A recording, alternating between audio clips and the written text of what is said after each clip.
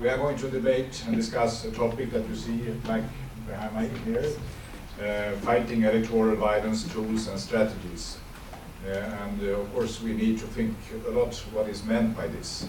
There have already been several references to the violence experiences that we have had, not the least yesterday, in Tunisia, which is a tragedy for Tunisia, of course, but it's also interesting and important to note that most of the victims are European Union members, tourists that were civilians doing nothing except trying to learn a little about history.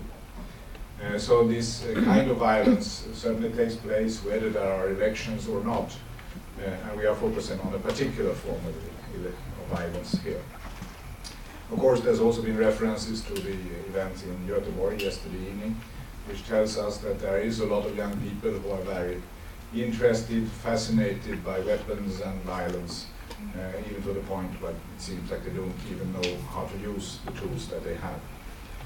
I personally, of course, think a little today about our former Vice-Chancellor, Mr. Holmdahl, who passed away a couple of weeks ago, who was a strong proponent of the internationalization of Uppsala University, and something definitely followed by Vice-Chancellor Strömholm and part of the image of Uppsala University. So there are many things to think about on a day like this.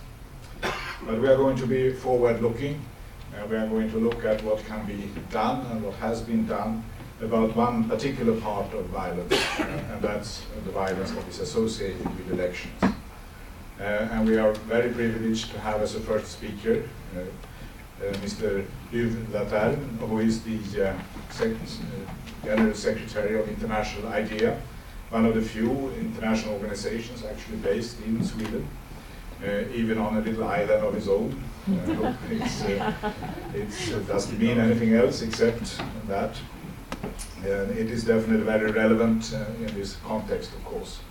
Mr. Laterne took up this job in June 2014, so we are now hoping to hear from you. You have now warmed up in the position, and maybe you will indicate some ideas for the future of this very important body.